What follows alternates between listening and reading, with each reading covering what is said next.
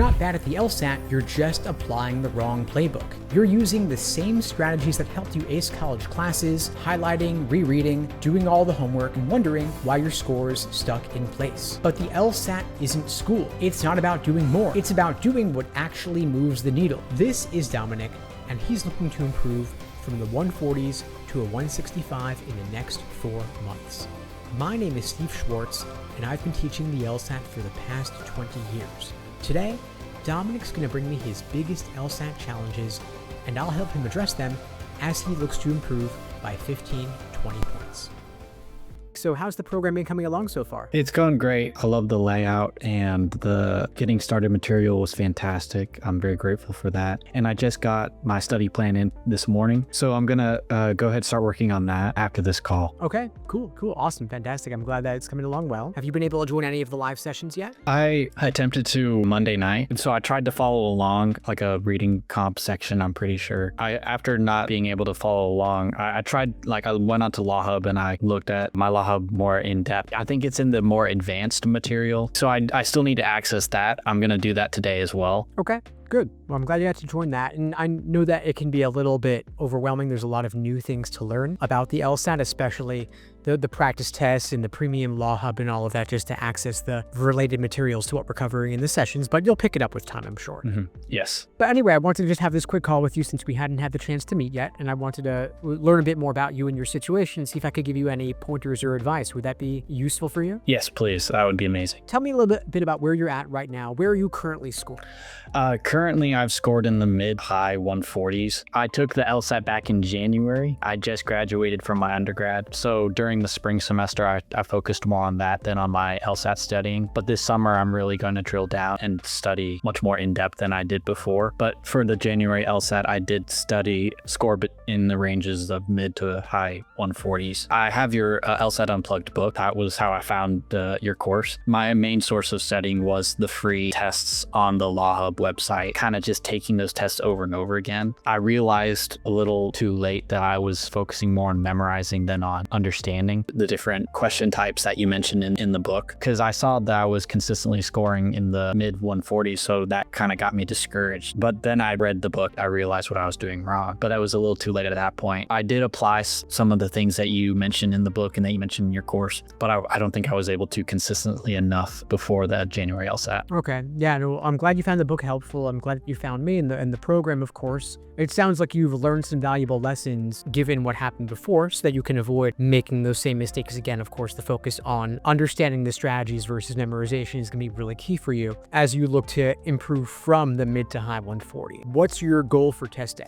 My goal for test day is at least a 165. 165. Okay. And when are you planning on taking it? How long do we have? October is when I plan on taking it. Solid. So we've got about 4 months and change to get you from the mid to high 140s up to the 165 plus. So we're looking at maybe 15, 20 points in 4 months and change. Very doable, especially since it sounds like you've largely just been self-studying. Let me tell you one of the most frustrating things I hear from smart students. They'll say to me, I don't get it. I'm putting in the time. I'm doing the work. Why isn't my score going up? And if you're anything like that, disciplined, showing up every day, following all the advice, this can feel infuriating because it makes no sense. It should be working, but here's the kicker. You're not bad at the LSAT, you're just applying the wrong playbook. You're using the same strategies that helped you ace college classes, highlighting, rereading, doing all the homework, and wondering why your score's stuck in place. But the LSAT isn't school. It's not about doing more. It's about doing what actually moves the needle. School trains you to perform for grades. The LSAT trains you to think under pressure. Let's make the difference super clear. In college, you get partial credit for effort. You could write a decent essay and still get an A-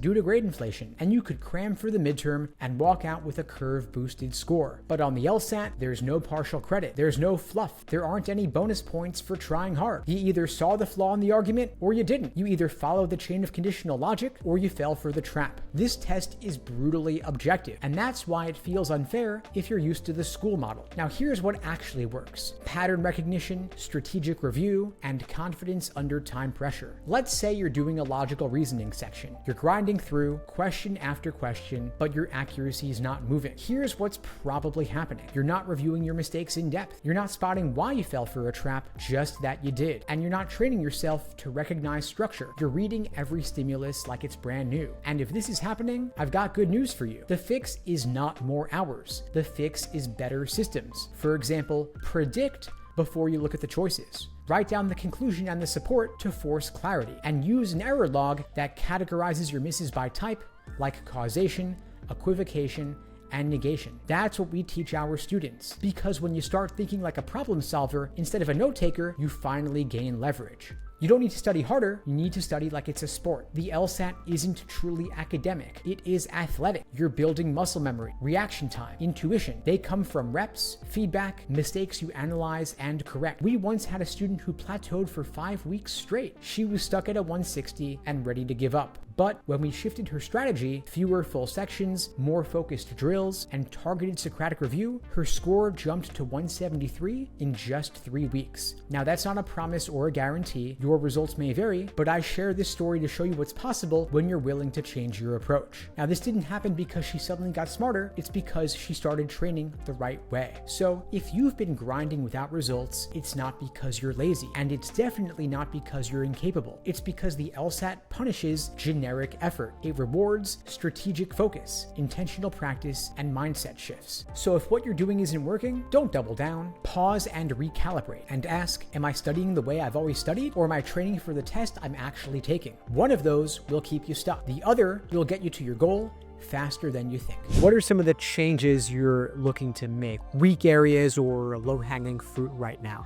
The first one that comes to mind is kind of my reading speed. You mentioned in the book that some helpful, like having applications to train my brain how to read faster and reading more. So I'm definitely gonna be putting that into practice. It's kind of just not understanding the question types. I could recognize the more I took the tests, I tried not to memorize and more of apply. I would switch everything up so often. I wouldn't take so many logical reasoning tests. I would switch it over to reading comp. So I would recognize the different question types that each section had, but I feel like I didn't give myself enough time to fully in-depth understand, so I could train my brain, oh, this is a flaw, or this is a reading comp type question. I also focused on eliminating the blatantly wrong answers. I don't know if that's a strategy that you recommend, but that's something that I found helpful at first. But reading the question first and then reading the logical reasoning section and looking at the answers and deciding which ones were obviously wrong. Yeah. So to just confirm what you were sharing there, yes, reading the question first is a strategy I like because it gives you the proper lens or perspective from which to view the argument. Zooming out bigger picture, I think what you're alluding to is pattern recognition, that the more practice you do, the more you're going to learn the patterns of the test, because there is a limited bag of tricks that they keep pulling out of again and again and again. But the good thing is that because there are all these previously released exams, the prep tests in Law Hub, then if you expose yourself to more of those and you review them in more depth, then on test day, there will not be anything truly new to you. In other words, you will have seen it all before during your practice. And with 4 months till your test, you've got plenty of time to do dozens of these exams and review them in depth so that you can make the mistakes now, learn from them to avoid making them on the actual test. Yes, thank you. Let's paint the picture. You finish the passage, you move to the first question, you're reading the choices, and suddenly your brain short circuits. You're thinking, wait, where'd they say that? Was it paragraph 2, or was that the author's opinion? So you squint back at the screen, you start rereading, and you get more confused. Now you're stuck in the worst possible place on the LSAT. Not confused enough to skip the question, but not confident enough to pick the answer and move on. This is the reading comp spiral, and it's brutal. Now, the real problem isn't your reading speed, it's trust. Most people think they need to read faster or remember more, but what's actually happening is you don't trust your read of the passage. You finish the paragraphs, but you don't lock in their function. So when a question refers back to the example or the critic's perspective, you're like, I kinda remember, maybe I should just read it again. And that time adds up. 1 or 2 of those moments in a passage can cost you minutes. And when that happens 4 times in a whole section, you're toast. So how do we fix this? You build a mental map, not a photographic memory. We coach our students to read passages with navigation in mind. That means tagging each paragraph with a label, like theory, example, critique, or transition. We also want to notice who's speaking. Is it the author, a scholar, a group of researchers? And we're also watching for tonal shifts, like however, in contrast, and some argue that signal important pivots. Because if you know where the key parts of the passage live, you don't need to remember every single detail. You just need to know where to look when a question asks for it. And this saves brain power. It saves time. And most importantly, it gives you the confidence to stop second guessing every answer. Now here's a bonus tip for you. Learn to predict before you scan the choices. Might sound obvious, but almost no one actually does it. Before you read the choices, ask yourself, what should the right answer say? This is just a quick gut check. Doesn't have to be perfect, but forcing yourself to make a prediction anchors your brain. Now, you're comparing answers to your expectation instead of being pulled in 5 different directions by 5 shiny choices. It's like walking into a grocery store with a list instead of wandering the aisles hungry. Now, reading comp is not about being brilliant. It's about being efficient, and efficiency comes from structure. So tag your paragraphs, notice the tone and the role, and predict before the choices. Once you can do that, you're going to stop feeling like you're drowning in every passage, and you'll start feeling like you're in control. And when that happens, you don't just save time, you gain confidence, and that's the biggest score booster of all. Hey, real quick guys, if you're just getting started with your LSAT prep or you're looking for a quick refresher, you can grab your free easy LSAT cheat sheet linked below this video. It's jam-packed full of concrete actionable tactics you can take and apply to your LSAT prep for a quick score boost, and it's 100% free, so you can grab your copy below. And now, back to the show. So to your point about reading speed, as you mentioned, yes, there are apps for it like Phrase Reader and Spreader, basically putting yourself on that treadmill to display the text at faster and faster speeds so that you will be accustomed to reading that difficult, dense text from the passages, even with the time constraint on the actual exam. Okay, cool. Now let's talk about plateaus. You're putting in the hours, reviewing your tests, trying to be diligent, but your scores stay flat. This is one of the most frustrating moments in LSAT prep, and most students respond to it in exactly the wrong way. They'll say to themselves, okay, I guess I gotta study more. I'll do a full practice test, drill some sections, reread my notes, maybe throw in some reading comp passages, but this is the moment to actually slow down and go deep, not wide. Wide is shallow and deep leads to mastery. If you're plateauing, it doesn't mean you're bad at the LSAT. It means your improvement curve has shifted from volume-based to precision-based, and that's a good thing. It means you're past the beginner gains. Now, the next level comes from getting ruthless about one thing at a time. And so we tell our students, let's ignore your reading comp for a week. Let's only look at necessary assumption questions in logical reasoning, because progress accelerates when you stack your wins in one area, not when you scatter your attention everywhere. So let's say you're working on flaw questions. You don't just drill 20 random flaws. Instead, I want you to read 5 flaw questions very slowly. Pause after each one and ask, what's the conclusion? What's the flaw? And how would I describe that flaw in plain English? Then before you look at the choices, make a prediction. Literally write down what you expect to see. Then when you get it wrong, don't just say, ugh, and move on. Do a Socratic review. Ask yourself, why was this answer tempting? Why is it wrong? And why is the right one right? That's where the growth happens. You're not just fixing that question, you're fixing the way your brain approaches every future question like it. And once you go deep like this, something amazing starts to happen. You begin to feel like, wait, I actually get this now.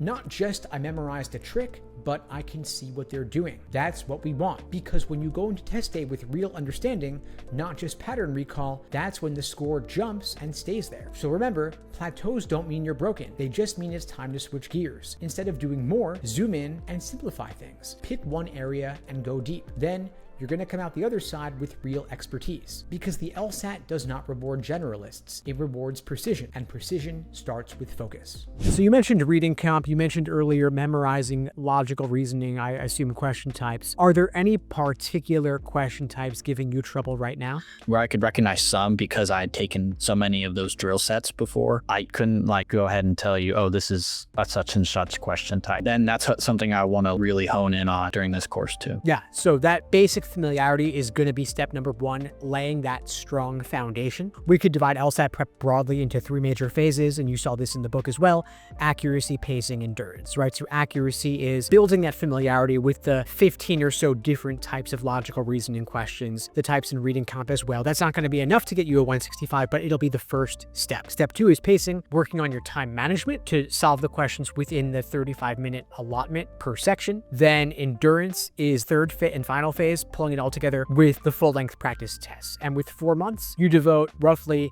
say, 5 weeks to foundation, 5 weeks to pacing, 5 weeks to endurance. All of that added together is your roughly 4 months, and that's what's going to get you from the 149 to the 165. No one single phase will do it, but all of them combined are going to get you that 15-point increase. Now let's talk about something nobody wants to admit. Sometimes the best move you can make for your LSAT score is to do absolutely nothing, to close the books, log out of Law Hub, and walk away. Why? Because if you're burned out, if you're mentally fried, if every question feels like a chore, then more studying is like pouring water into a broken cup. You don't need more, you just gotta fix the cup. Now, most people don't realize they're burned out until they're deep in it. They'll say things like, I feel like I should study, but I just can't focus. Or, I keep rereading the same passage and zoning out. I'm getting worse even though I'm studying more. That's not laziness, that's a signal. It's your brain saying, hey, I need a minute. And so we often schedule these breaks into our students' study plans on purpose, especially after a big push or right before test day, because recovery is part of performance. And you might be thinking to yourself, if I stop, I'm gonna lose all my progress. No, you won't. In fact, we often see the opposite with our students. They'll come back from a few days off and suddenly they're faster at reading comp passages. They spot flaws more easily and they feel more confident with everything. Why does this happen? Because your brain needs downtime to consolidate information. And this isn't just touchy-feely woo-woo advice, it's neuroscience. It's the same reason athletes don't train at 100% intensity every single day. Rest is when the muscle rebuilds, and your brain works the same way. So here's how to take a strategic LSAT break and not sabotage yourself.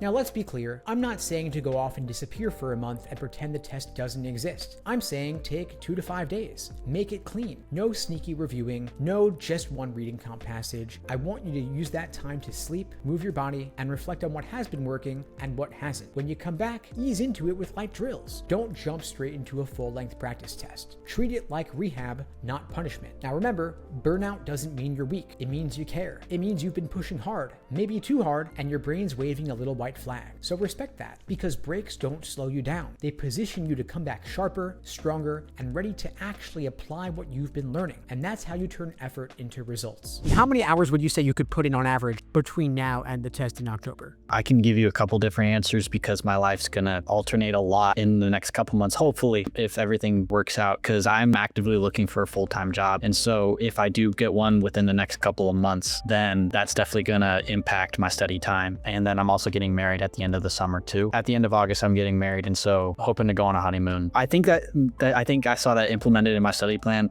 but just the fact that, you know, all this stuff is gonna happen, and so stuff can fluctuate. Like if I get a full-time job, probably not gonna be able to study as much. But as of right now, with a part-time job, I'm hoping to study 5 to 6 hours a day. I put 6 to 7 initially because I was being optimistic, but with all the planning and with all the job search and stuff like that, I might need to cut back to 5 to 6-ish. All right, well, congrats on the upcoming wedding. Thank you. That's exciting. You've got a lot of big changes going on here, and yes, those will affect your studying, of course. And so a couple things I'll say. One is make hay while the sun shines. You got the time now. Make the most of it. If you can do 5-6 hours a day without burning out, do that. Then once you have the job, you might need to reduce it a bit. Obviously, wedding things can affect your studying as well. The honeymoon certainly will as well. And so as you know that going in, we've already adjusted your plan accordingly to account for the upcoming changes. But if you need revisions, of course, you can let us know and make the most of what you have. Now let's talk about that inner voice, the one that shows up right after you choose an answer and says, wait, is that really right? So you reread the question, reread the answer, look back at the stimulus, and start doubting yourself. You change the answer, then you get it wrong, and you realize your first instinct was right all along. Sound familiar? If you've been second guessing everything on the LSAT, here's the good news. You're not broken or indecisive, you're smart, but your brain is overthinking things in the wrong direction. Now, high achievers are often the worst at multiple choice choice tests like the LSAT. Because back when you were in school, being detail-oriented was rewarded. You got points for being thorough, and teachers loved your thorough explanations. But the LSAT isn't looking for nuance, it's looking for precision. The right answer isn't the most thoughtful, it's the one that matches the logic. So when you start doubting and digging and rationalizing, you're usually moving away from the core of the question. So the real skill here is learning to trust your gut when it's trained and ignore it when it's not. So here's a simple rule I want you to apply. First instincts are only useful if you review your patterns. Now let me be clear about this. I'm not saying to always trust your first answer, that's too simplistic. But what I am saying is this: if you consistently find your first choice was right and then you changed it, that's a pattern. And if your gut's often wrong, that's also a pattern. And so we actually track this with our students. We'll ask, how many questions did you change? How many of those were right before you changed them? And what triggered the doubt? It's about the data. Once you know your own second-guessing behavior, you can train around it. So here are some practical tips to reduce your second-guessing without losing accuracy. First, limit rereads. You get 1 reread max. If you're still unsure after that, flag it and move on. Secondly, use prediction. Before you look at the answers, write down what the right one should say. In other words, prephrase. Third, talk it out. Even if you're studying on your own, verbalize your guessing. Verbalize your reasoning. Articulate it. Saying it out loud forces clarity. And finally, log every answer you changed during timed sections. Then review why you changed it. This gives you awareness, and awareness gives you power. So bottom line, second guessing doesn't come from being bad at the LSAT. It comes from caring too much about being right and not enough about being clear. The more you train clarity, the more you'll trust your instincts. And the more you trust your instincts, the faster and more confident you'll become. And confidence is worth at least 5 raw score points. Real quick guys, a lot of you have been asking me how you can be featured in one of these LSAT study breakdowns and get feedback on your approach. The only way is to join one of my LSAT coaching programs. You can check out the links below to find out more and to book a call with me and my team. We'd be glad to help you out. And now, back to the show. You don't need to do 6 hours a day for 4 months to get the increase you're looking for. It could be that you do 6 hours a day now to build that foundation. Then once you've already built the foundation, you can reduce it a bit, working more on just timed sections and then just on timed exams and review. And that alone might be enough. We'll see what happens. Every student's different, but you put in the time where you can to maximize the score increase that you can get.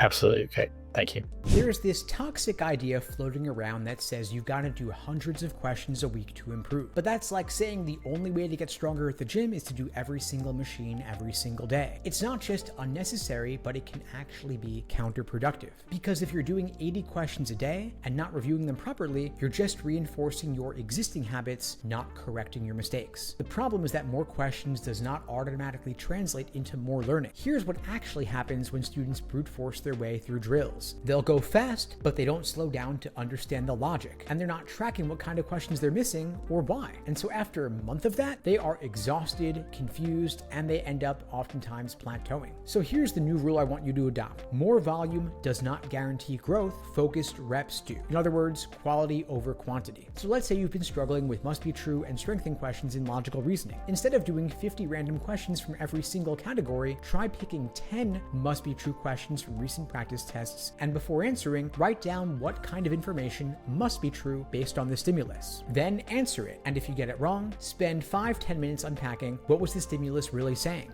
Why did I find the wrong answer tempting? And what made the right one right? That is deep work. Then do the same with 10 strengthening questions. In this case, you're only doing 20 questions total, but the quality of learning is 10 times higher than blitzing through 100 without understanding a single flaw. And so when we work with students, we actually slow them down. One of the first things we'll do is say, stop doing so many questions. Let's focus on just one thing for the next 3 days. Why? Because progress on the LSAT isn't about how many questions you do. It's about how much insight you extract from the few that you do. And when that clicks, everything accelerates. You start seeing question types before you read the stem. You spot patterns without even thinking. And you trust your logic instead of second guessing everything. And that's what we want. In other words, you wouldn't train for a marathon by sprinting blindly for hours every single day. You would follow a plan. You would focus on your form, your pace, and your recovery. Same deal with the LSAT. You don't have to do everything. You've just got to do the right things the right way consistently. And when you do, that's when your score jumps. You mentioned that you're just kind of getting into it now. Given that you have all these changes coming up, you might get the job. Of course, you have the wedding and the honeymoon coming up. Do you think that you might benefit from a bit more support rather than just the classes, like maybe for some one-on-one support, one-on-one coaching? Possibly. If it's okay, I want to get my feet wet in the program first, see where I need the coaching, see where I need the improvement. And I do plan on being completely transparent with you all. And I'm so very grateful for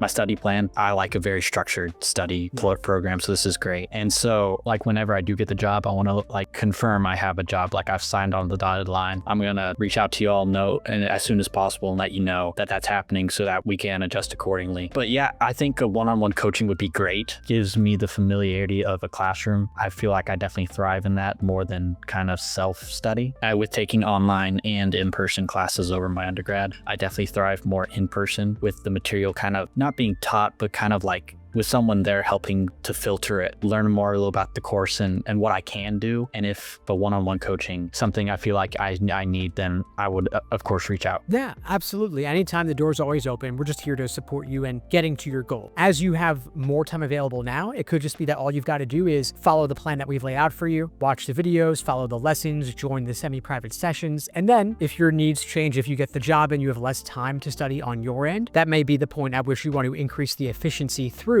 getting the support after you've already built that strong foundation. So yeah, I mean, that's a good approach. Just reach out and we'll set you up with a coach that's best for you based on your schedule and your needs when the time comes. But it sounds like in the meantime, you already have the time. You got to do is a matter of simply following the plan, sticking to it, and then of course, being in touch as you need things as things evolve and change. All right. Now let's get one thing straight. Taking a break from LSAT prep is not some kind of failure. It doesn't mean you're lazy. It doesn't mean you don't want it badly enough. And it definitely doesn't mean you're falling behind. In fact, for a lot of students, especially high achievers like Dominic, taking a break is one of the smartest, most strategic things you can do. And that's exactly what happened here. Most people think of LSAT prep like a treadmill. If you stop walking, you fall off. So they just keep going, even when they're exhausted, frustrated, and mentally checked out. But here's what the research and our experience tells us. Your brain consolidates learning during rest. I mean, think about how you feel after a great night of sleep. Suddenly, that thing you couldn't figure out yesterday, boom, it now makes sense. Same deal with the LSAT. When you've been hammering at the test for weeks and you take a step back for a few days or even a few weeks, your brain has a chance to catch up. Patterns click, concepts settle, and your confidence starts to rebuild. So what stood out here is that this wasn't just a whatever break. It was intentional. Dominic came back with a plan. He re-engaged with fresh eyes and felt the difference. And this is the part most people miss. They either push through burnout until they flame out entirely, or they take a break, feel guilty the whole time, and never return with a strategy. For our students, we sometimes build in breaks, especially if they've been grinding for months. And when they return, we shift the focus. We rebuild their timing and accuracy, and we capitalize on the mental clarity they just earned. That's when scores move, not during the burnout, but after the reset. And so if you've taken time off or you're even thinking about it, you're not slacking. You're being smart, because the goal is not to study every day without stopping. The goal is to walk into test day with a calm, clear, sharp mind and a strategy that works. And sometimes the fastest path forward is to pause, recover, and reset just like Dominic did.